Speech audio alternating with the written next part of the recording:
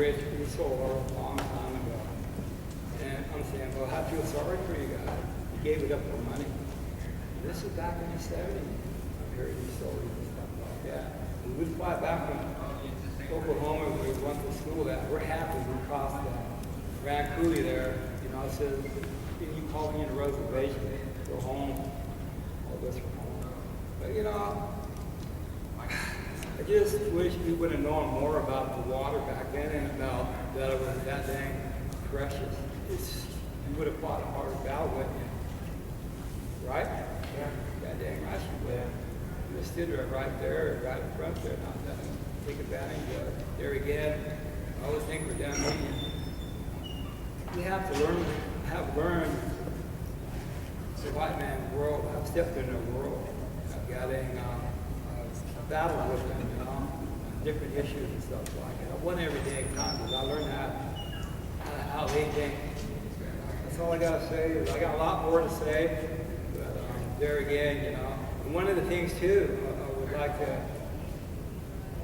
The councilman from Omak, you know, I have no clue what you're doing out there. The only time that I know what you're doing is if you're on Facebook. You're here, you're there, you're there. I don't even have no clue what you're doing. You know, it would be nice if you could put something in the Tribal Tribune. Like you're saying, these big bills are coming up. You're ready to fight. You need a voice there. And there again. I appreciate that. If you put something in the Tribal Tribune, let us know what you're doing, where you're fighting a battle. Not much to ask. You have secretary, don't you? They don't you know, have put it all together. assistants. You know, so we can understand the communication problem. And that's why we don't have a lot of tribal members here, because of the communication problem between, the main thing is the communication between the tribal member and the councilman. Once you make that gap smaller, we'll have more people here. You know what? They're going to believe in you. They're going to believe that you're there fighting a fight for them. They'll back you up 100%. But you have to have the communication. Let us know what you're doing. And I appreciate that. You start doing that, and I guarantee you there'll be more people here. They'll be backing you all the way too. Okay, I'll start behind the buckskin curtain again. Yeah, put that information out, but let us know there's for you. There's for you, 4 strong. You're strong people. Let us know what's happening. Then I'll feel better than going to sleep. Knowing that you're protecting the reservation. Point well taken. I had a question. When we proposed, beginning of the administration building at the new casino, they sent out RFPs for interested people to present their plan and send it to our contracting officer. Is that where they go? And then, you know, if people, you know, they're interested in building our administration building, some big contractor, our business, our part, whatever. And so they send in their proposal to the contracting officer, and they review it, or does that go to the executive director? He reviews it. How does that happen? Who selects the people that are going to be in charge of these big buildings? Who selected them? Go ahead, Larry, you got the answer. Yeah. It depends on the program. And in this case, the executive director is the one that was reviewing it with the contract officer. But there's more of that team. There's Paul Tillman. He's involved with that. And Paul's been on, you know, done multi-million-dollar business construction all over. You know, with CTSE and C.B.C. and all them. So he has some experience. Rich was talking about the building inspectors. We have 2 of them, and they each have been on multi-million dollar projects. So that's happening.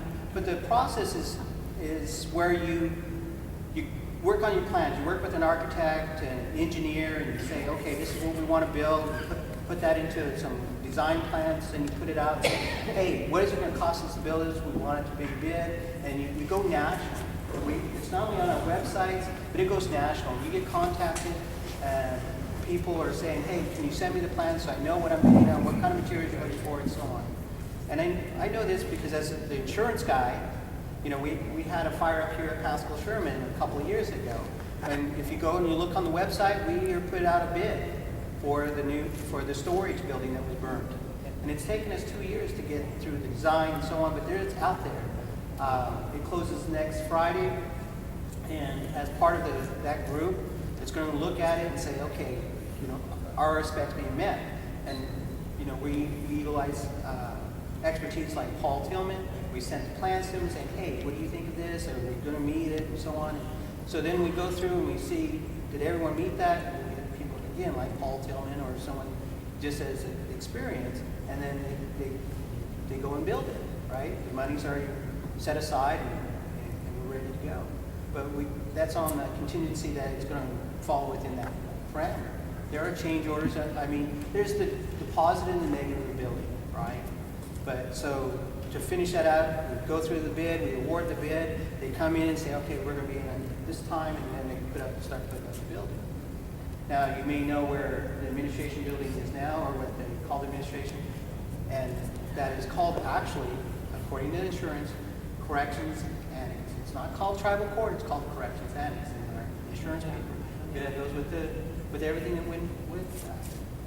Now, having been involved with that from time the council, not necessarily this council, but they went out and shoveled and said, hey, we're breaking ground and that type of thing. You know, they went through the compaction, they did the following thing. I watched that rebar go in. I mean, we're talking this big of an area, and you watch them lay that rebar in there to help keep from, because we have frost heave. You know, one of the things that happened, not necessarily us or the construction, they went through, they met all the tests, the compaction and everything, and we still ended up with a big ass crack. Sorry. So just in that, let me finish with that. So we find that crack, they come out, they repair it. I mean, they did everything, I think, right. And yet, you know, I can come and point it out to you because that's what I was asked to do. And so hopefully, you know, over here, one of the things in regards to where they built, you know, they built on a sand. Seven. Yeah, sand. There's no compensation. Yeah, and if you make a compaction, you still, and Brooke will talk about that kind of stuff, because here you build this house and you say, okay, this is what we estimate to be, this is what we expect. Well, guess what? Maybe there was an old dump that there's a methane pocket down there, and all of a sudden, by the way, and all of a sudden it releases its gases, and now you have a different unsettlement. Another good example, we're looking at this Keller Post Office and Resource Center. Now, you remember the windstorm that came through, and not only with that, but they also built that new clinic, and they were using a biograding compaction to get the compaction there. Well, that may have caused some of the damage. And you know, the building was built 50 years ago. Did it meet the code then? Yeah. But am I trying to paint a rosy picture? No. I'm just saying there are things that are beyond everyone's control to happen. But like Rich is saying, we need to make sure we got those people on board that have that experience, that do the quality. I know for a fact that TOSHA, our safety and health occupation, they're here 2 to 3 times a week in the buildings. And I know that they're almost daily at the administration building. And what are they looking for? Well, TOSHA looks for those safety violations. Are they wearing their safety equipment? Are they providing good traffic flow? Are they, doing that? That's what their job is. But again, when we start looking at these construction, we need to make sure we have the qualified people. So before they award the contract to them, does somebody research their prior work, where they built before, how it's turned out, where it is now, and are the people satisfied with the job they've done before we hire them and give them a multi-million-dollar contract to put together something that's already cracking? I know just from my limited experience here in the last 3 years, I can't say yes. I'd like to say yes, but what do we do? I mean, there are bids, there are bonds, in the contracts, when you award these contracts. You want the book for the corrections annex was this thick on the contract with all the materials and everything. I went through every page of that, but what is my expertise? Just to make sure that they're meeting what we had set for specs. Now, when they go to build it, I deferred things to my my good friend Rich, who has 40 years of construction and building. But we need to do that consistently, right? But they are backgrounded, they are bonded, and they have to meet certain criteria. They can't be just someone that comes in off the street as a general contractor, but we can't say that is true for a subcontractor, because everyone is well aware that they dismissed some of their welders because they were taking those shortcuts. Yeah, so that's what I mean. That's what I mean. They hire people and they bring people on like that, and they don't really know whether they're people that are going to take their shortcuts and you know, all of these types of things. I don't know, maybe it would take more, I don't know. It just seems like it needs something that would be, need somebody who's going to give a contract, somebody to investigate their background, what they've done before, how they've done it, are there any complaints, has anything shown up? But it doesn't look like it. This doesn't look like it. And if things are happening here and the workers are seeing it, they're told to go ahead, shut up, and get the job done. And if they complain about it, they're fired. Excuse me, that's not much of that. Just shows there's a problem there. They didn't want somebody to talk about it. So it just, you know, it bears a question. So somebody needs to look into it and find out before we have a whole bunch of people in there celebrating a good time and laughing and enjoying themselves, and all of a sudden things crumble. That'd be terrible. So it's those kind of things that would qualify inspector. Because like my dad, when he was building the trust credit building, he said that guy that was hired, he's a top-notch construction. But the minute they figure out that somebody doesn't know that's overseeing them, they cut corners. Even the top-notch companies, because they're making, you know, they're big companies because they know how to make money. But we need that person there to say, that's not right. You gotta do it right. That's the person that's needed. And I will state this, as far as the projects I work on, I do my very best. It's like Lois, she does her very best. And, you know, you can fault me for not having enough construction background, but I'm going to research and, you know, I'm here for not only myself, but for, you know, like the young gentleman said, he's here to see it for his children, for his grandchildren, and the generations beyond. You're not the only one responsible for that. You're not the only one. You can say, I want you to check on this, you to check on this, and somebody's going to say, okay, you take that, and then I want to report back here by the end of the week. That's the kind of stuff we got from rural workers. And it's those kinds of things that seem like they kind of... Yeah, and I think by having these meetings, us giving it a voice, we get some of that action. Because I'm hoping that this is one broadcast that people will understand that we have concerns. And it's not just our concerns, because the administration building isn't just Omak district. It's all of Caldwell. That casino, it's just not here in Omak district either. It's for everybody. And it's worldwide. That's what I wanted to kind of state about construction. Like I said, I know that our two building inspectors have experience. Are they certified? I don't know that to be true. But I know that they do work hard. Do we need more building inspectors? Currently, the answer to that is yes. That answer is yes. All the employees have to go through background checks. Why can't all the employees, like the contractors we hire for all these dollars and everything, why aren't they going through background checks? Oh, like I said, how qualified are they? It's just a simple thing to bring up, but it involves a lot of dollars. Thanks, Larry. Usually, the background checks is usually they have to take their own background check. I think the same thing. I don't have to- So that's my Okay, what I wanted to know from all that council is understand that the peacemakers have been cut on the funding this year.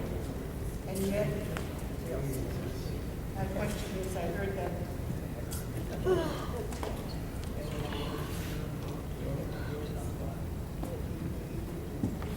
Let's play. Make it work. Nope. Push that first button in the hole. This one here? The one to your right.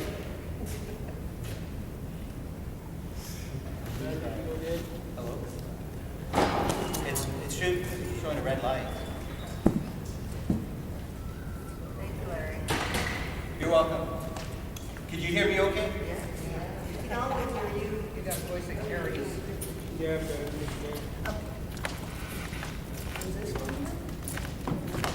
Okay, I'll just talk about what I wanted to know from our councilman from Omak, is I understand that the Peacemaker program had been cut, the funding had been cut down from last year, and yet the court is planning on giving us more people to work with. And then why don't we start working with the young people also, the youth, which would be a good thing. And it's a program that is beginning to work. And it's working for the people that we meet with. You have to sit with us in order to find out what we do. It's not a secret circle, but it's a private, and it's a confidential circle that works directly with the person that's involved in a legal problem or whatever. So, Are you talking about peacemakers or you're talking Peacemaker about? circle, the same thing. Same thing, the question I had is, I understand, we were going to get more money on, I heard, and then we cut back. So we're having less money this year than we had last year. I know for a while, last year, we ran out of money for a while, and we still continued on, and we did it for nothing. But when we have to do a lot of traveling back and forth, and then the money came back, so we were getting paid our stipends again, for doing that. Usually a meeting usually lasts anywhere from two to 3 hours a session. And we have 2 men and 2 women who are elders that work with these clients. We've been working over at the jail, and we usually work with two at a time there, where they bring 2 in at a time. And so we work with them. And we've had some really good turnovers where we're trying to stop the revolving door of them going in and out of the court system, which has been working. We've also been working with domestic violence with a lot of couples, and then also teaching them how to control themselves and then not think about themselves but their children. So it makes it safer for the children when we work with the couples. But we work with a lot of anger issues and issues that they had, maybe they abused children when they were younger, and they haven't dealt with them yet. And we put a lot of time and energy into these people. And I see it working. I've worked in a lot of helping programs. I've worked with Children and Family Services for a number of years. I've worked with the school system as a teacher in different places in the school. I've worked with mental health. I've worked with family preservation. And now I'm working with the Peacemakers on a volunteer basis. But I'd sure hate to see this cut because it's helping so many people. Most of our clients are probably from the ages maybe 20 to 35 is the majority of them. They're mostly women. And most of them are males also.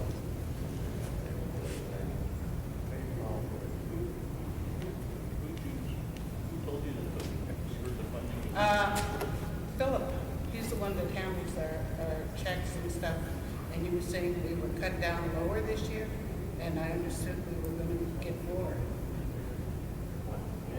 Because we have to cut, we're getting cut down, we're going to have to cut down their services also.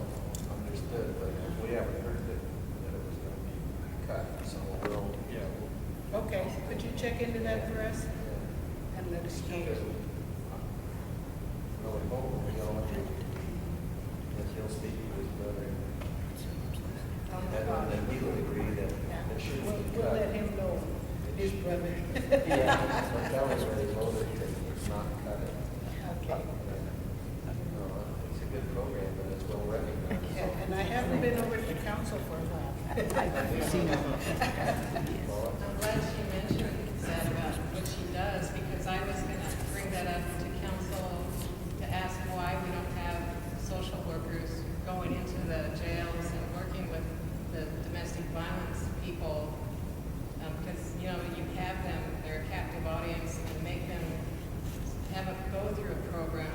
Because when I look at the roster, my own nephew is in jail for domestic violence. And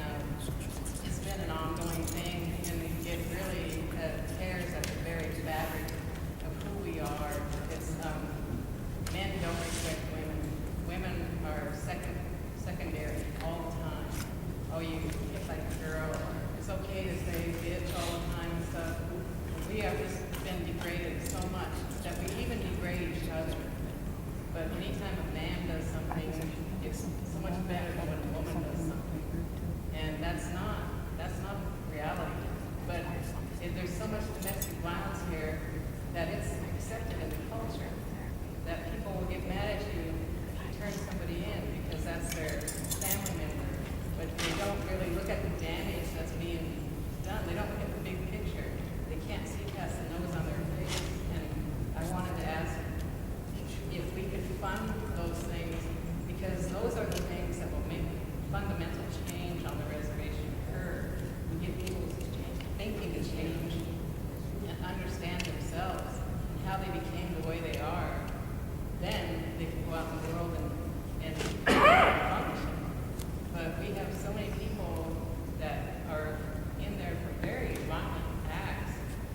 It just seems like we really need somebody to, on a professional level, go in there and work with them and make them follow the program so that they, have an opportunity to change. I agree, and we probably have enough staff to do it. I don't know what it's like today, but it wasn't that long ago where our mental health workers over in the ceiling wouldn't go to the jail to do mental health work. I don't know about social workers, and I wasn't on the council yet, but I had heard about it, so I started challenging it. Well, even if they're I don't court know ordered, if that's still, like if the judge tells them they have to go get the counseling, the counselors will not go to the jail. So that's why well, I'm yeah, asking that we and that's can make them. unacceptable. That's unacceptable, and hopefully that can be worked out. Because there's no excuse for that. They shouldn't be able to choose and pick like that. That's right. Because I know that at one time, there was even trying to get Debbie to, when she was in private practice over here, to go over to the jail because those mental health workers wouldn't go to the jail. Yeah. And that's just crazy. So, Mandy, is that right or not? That is right. Okay. Mental health is going into the jail now. We are scheduled there 3 days a week to the corrections facility. So we go in and for whatever individuals have needs, we can see them in the jail. Darlene Wilder is the person that does classes, and so we will be able to work with her on their specific classes that we need. And we are willing to do specific classes through mental health. So that has changed here right now. A few years ago, they would go to the jail, they wouldn't do a lot of things. That's changed. Okay, I think Slim had his hand up a way long time ago, didn't he? Quite a while. Did you give up? No. Okay, Slim, you and, All right. Can everybody hear me pretty good? Yeah. I want to echo what Rich is saying about the qualifications of the people that are watching these projects on the reservation, construction projects. You have the casinos, you have the housing, you have the new mill over here that they constructed. You have the hatchery. Well, some of that falls on Terrell too. So you have a Terrell director. I'm not sure who that is. Larry Jordan. But he or she sees all the contractors that come onto the reservation, Indian, non-Indian. They have to submit forms called a compliance and utilization plan form. Identifies who they are. It identifies what kind of qualifications they have. And Richard himself knows, and everybody else that's done work on the reservation, you have to identify your staff. And then you have to have Indian hires on that crew. But also, it has the total of the contract on that form. How much is your company getting to do this job on the reservation. I'd like to see, let's say the casino, if they're having problems, who are all these contractors? A list, how much are they getting paid? And then down here at the bottom, does it total out to what we have been told is the amount we're paying for that thing? Are there cost overruns? If so, what happened? Taro's also supposed to be monitoring that. From my discussion, meeting with the contractor up here at this project, he had told me, when I went with Edwin on a tour quite a while ago, the contractor up there shared with me that he had Indian workers there that didn't want to be working there. They were living in the Spila. They wanted to work over there on the new admin building. They didn't want to have to drive all the way over here. Why can't they get reassigned over there? So he was asking me about it. I said, well, you have to ask Taro. Now, he was telling me that he can't hire anybody that comes up to the shop and asks him at his trailer for a job. But in the Taro law book, the law book reads, any contractor doing work on the reservation has the right to hire, interview, as long as it is a enrolled member of a tribe. It depends on federal dollars or tribal dollars. That's called Indian preference and tribal preference. That's the difference there. Now, somebody has misinformed this gentleman from my book, because it's always been, if an Indian was to go up there, a lot of Indians are trying to get jobs up there, and they can't get on from here in Omak. Why? I don't know. Now, somewhere down the road, I'm not sure what kind of agreement they made with the tribe of Tiro, but they should be able to go up there, a tribal member should be able to go up there, go to the office, submit his form, show his ID card to the boss or to the hiring person. They will look at that, take his phone number, and if so, check with Taro, but they can also call this person and hire them and not wait for Taro to send them somebody who he's not really sure who he's hiring, because he's not going to see them till they get there. If a lot of these people don't want to be working there and they want to be working over somewhere else, we should try to accommodate them somehow, but also accommodate the people here, get them jobs. Do the best we can. I've seen a lot of people get into problems with their traveling. They're spending 1-2 hours on the road every day, traveling to their job, and then by the time they get there, they're tired or they're tired going home. I think this all would alleviate if you put Omak workers on here, and over there, the workers on over there. But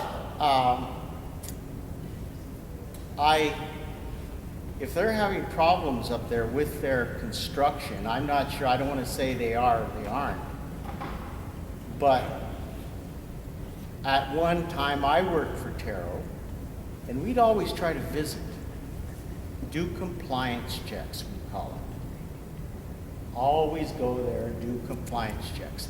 Keep up on what is going on there, because it's always happening. They bring people in, and the only way we find out is if we're there, or if somebody calls us and tells us, hey, there's some new people up here. So we'll go check it out. And we'll go down the list of their Tiro compliance plan. There's always somebody new there. We'll say, well, who's the gentleman over here? Oh, I forgot to tell you about him. We just brought him on for a week. He's going to be doing this. Well, did you inform Terrell? Well, no. We didn't think we'd have to. That's where you get the problems. But a good program with the help of the council, if you've got the right directors in there, if you got the right staff, like Richard was sharing, if you got the people in there watching, monitoring daily, it's a tough road because you're going to have a lot of people trying to run you off. In Terrell, there's always people trying to run you off. They'll come up with anything. Oh, you're crawling. Terrell's crawling over here at the mill. They're trying to crawl up on top of the stacks of lumber. They're trying to crawl inside the machinery, sneaking around. Terrell doesn't do that. They just go there, inform security, inform the boss, go in, do their job, and leave and sign out. And these are checks and balances. And I'm sure they have the same thing up here on these projects. Checks and balances. Myself, I'd like to see the company bring in a chart like these with all their contractors. How many Colvilles? How many Indians? How many non-Indians? Maybe the trades. Total it down. How much is the contract? How much is this company making? And then bring it on down. Add it up. See what you see. That would show me, are they complying with the laws of the tribe?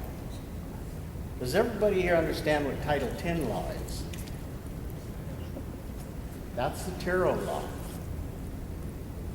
That's the law that the people voted on, the Colvilles, that said, we want to have this law in place to ensure our Indian people get work. Because how many years were contractors coming here and we were standing on the side watching these projects working, making big paychecks, and then leaving. Nobody going in and saying, hey, how come you don't hire Indians? By the time we got there, it was a little late, but finally somebody put Terrell together. And that's where Terrell came in. And that's where Terrell tries to help Indian people work and learn how to work with people that come here and make money on the reservation. And we get to bring that money home, buy our children clothes, food. I heard it the other day from a young man. He said, I liked his words. He says, it puts food on my table. I can feed my family.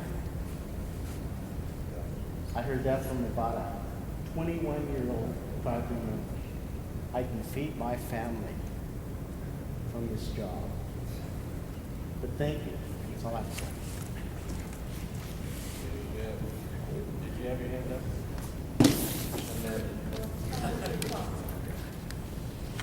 Okay, so before that, we were talking about domestic violence and some other things, and you were saying that they're going to be providing some help with classes, some What sorts? I'm saying is that mental health goes into corrections to provide individual counseling, and we are available to provide group counseling if the request is made. And so that is just specifically for the jail.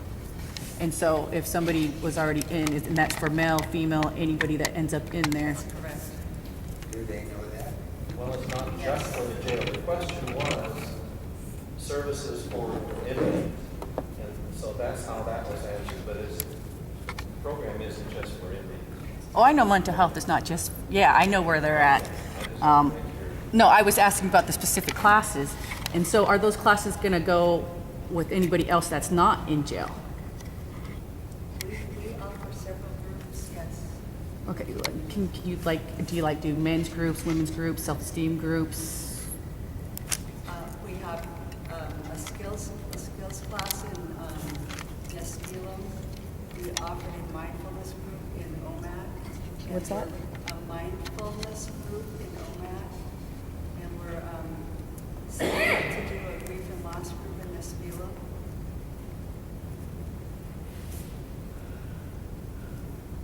Okay, so no self-esteem building? No, No. not at this point. Okay. Being a person who also has been with somebody who's been arrested for DV up against me, I spent 7 years with somebody that was a raging alcoholic. For the past 4 years, I've been at these meetings, but for 3 of those, that was occurring, and nobody knew. Nobody talked to me here. Nobody even tried to become my friend until after the first year. He was one of the first ones. He was one of the first people to help me through a lot of the stuff.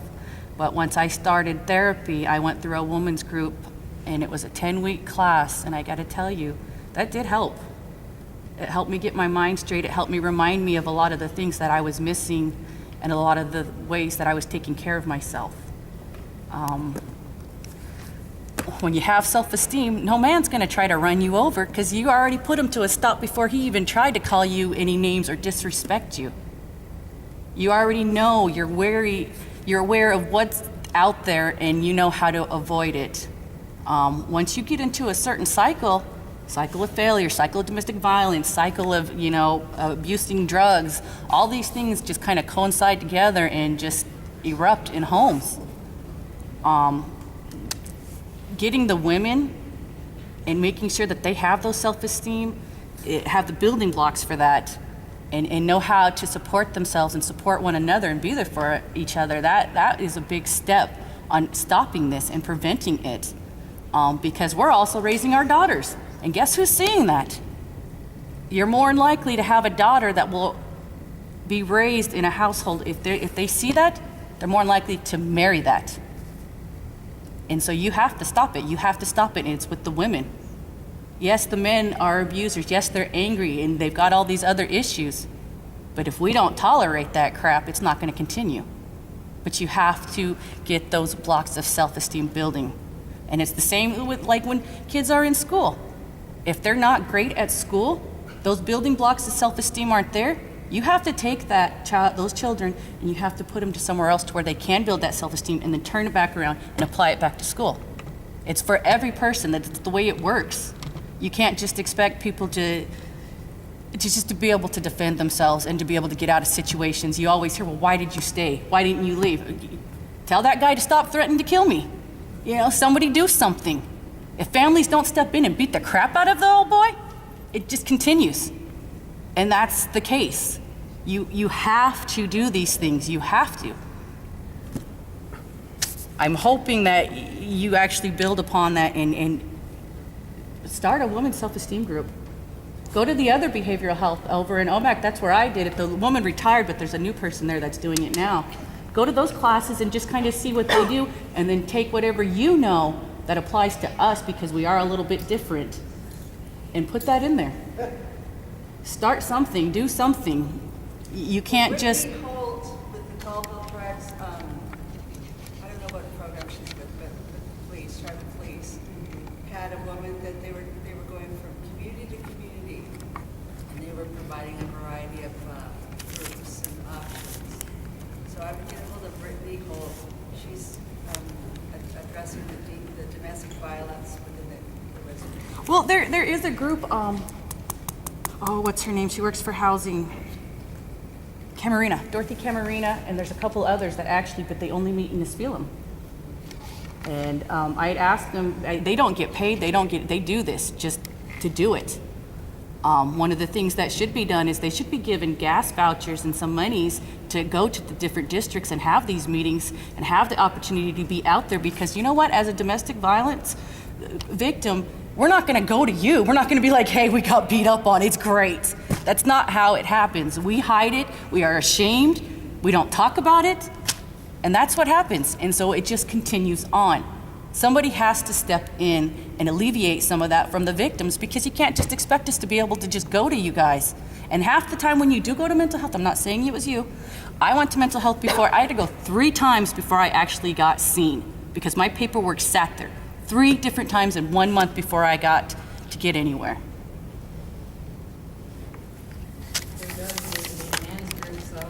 There should, but I mean, if you started it off. People in line, we got lost, we got people in line, we got 2 more. What I said was important. You should be writing it down and you should be really looking into it. I'm done. Go ahead.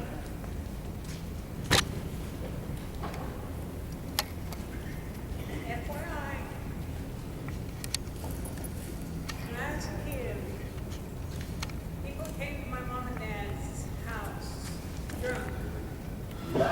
My mom and dad, they beat each other up. My mom beat my dad up. That's where it was when I was a kid. When I got older, nobody beat me up. I would have killed everybody. I had one son in 70. By the time he was 8 years old, he was mad at me because I did not stay with his dad. I had to flat out tell him I would have killed your dad. If he would have came home drunk from the bar and wanted to beat me up, I would have killed him. But there was no ifs, ands, or buts. That's the way I dealt with things. Now we have a bunch of children who don't have mothers that take care of them, or grandmothers or grandfathers to teach them how to be men, how to be women. All we have is ourselves, but we learn as we're grown up. My boys did a lot of bad things like drugs. But I would have beat them up if they would have hit their women. I would have. And my nephews know that too. My father never hit my mother, but my mother beat him up. Now we got to get a grip on this thing. We can't get a grip, you know. We can't get a grip unless we get a grip on ourselves. And if we can help our nephews, our nieces be better people, we have to lead by example. And if we want our children not to beat each other up, we have to talk to them. My boys, yes, Mom, yes, Mom. I said, are you listening? Yeah, Mom, I'm listening. Yeah, I think they were listening. And then it went out the other ear. Especially about the drugs and the drinking. I was no angel. I drank a lot. But I mean, that's the only way we're going to deal with it. And Debbie and them, and Joan and them. And one of the things that started this whole casino business in the first place, back in 94, 92, 93, the talk was we would have better social services, better child welfare, more aid for our elders, and aid for our vets. That was the promise that the casino money would go to.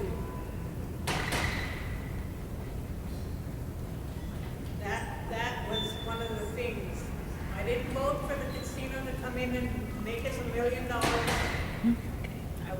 I agreed with the vets program, the elders program, the children, the Head Start, child welfare.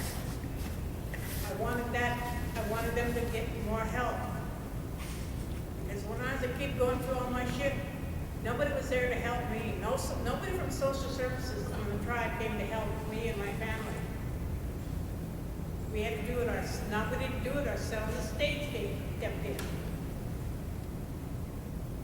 But we have child welfare, we have social services, we have the vets program, we have the elders program, we have everything now. We need people. I love my cousins, but I think they should be leveled down to social services 1, social services 2. Jean is director of social services.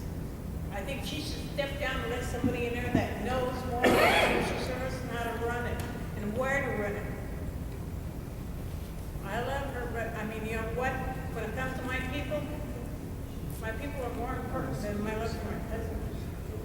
Because it's happening everywhere, in every corner of this reservation, every household on this reservation. That's what's happening. Our children are not being helped. Our young people. My brother, look what happened to him. I mean, what happened to him in a foster home, he carried it on to adulthood.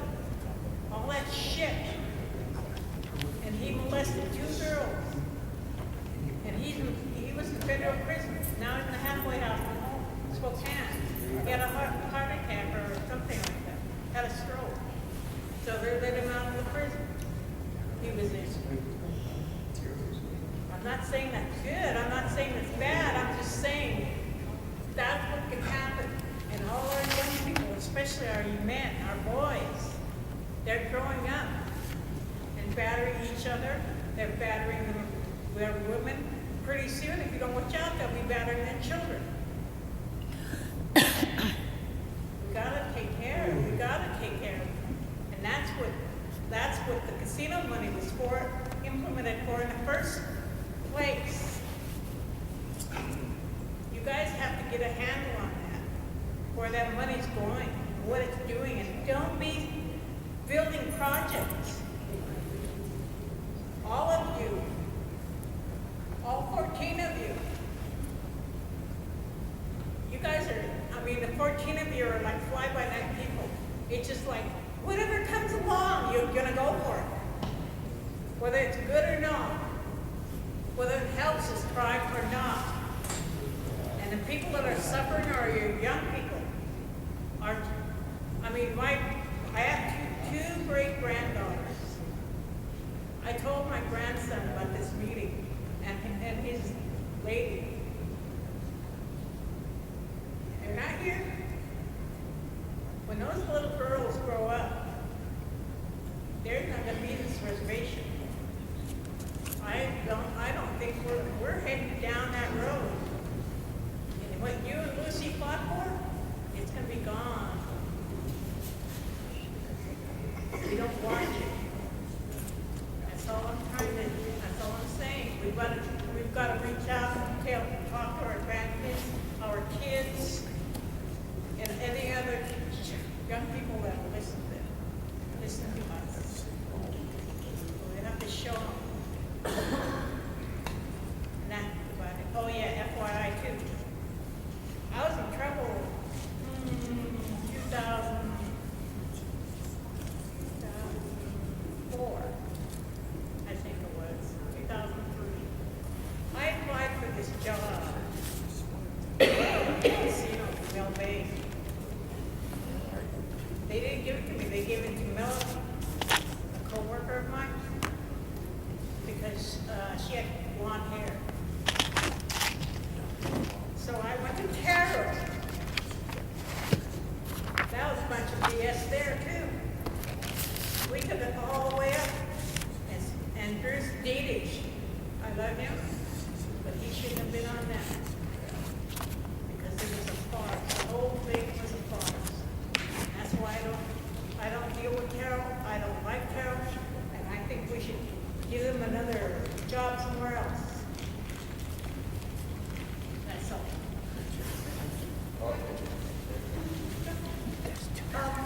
I spoke with Edgar Marchand a couple of weeks ago, and I was voicing concerns about the Omak longhouse, its condition, and he did prove it. And he said, write it up, so I did.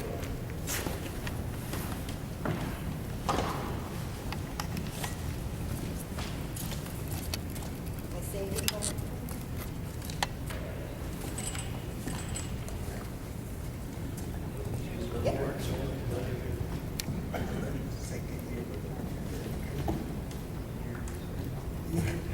thank you. Because it does. And now, can you use the mic? It don't work. $1 million outfit. Yeah. It worked when we started. Battery's dead. Okay, John, and then. Okay, I just, had a question. I was hoping BIA would have been here. I think this is the third time that we've asked for BIA for the other mill. But my question besides that is, I heard they started an actual another company at this mill here in another part of a building. They had, their HR was here doing interviews for some of those positions over there. So we got the company that leased the sawmill, and I heard there's another company that come in and they're in that big brown building. They actually started up a different company and it actually has a name. My nephew works for this company. I said, oh, so are you at the mill? He's like, no, I'm in the other part of the mill that they're just starting up. They're dealing with the peeler cores and stuff. Well, you know, that's all fine, but eventually are we going to have to supply more board footage for this new company that's starting up within this company, or you guys know anything about that new company starting up in there? I don't know about a new company, but there's never. Yeah, from what I've heard, that's been there for a while, and they needed an outlet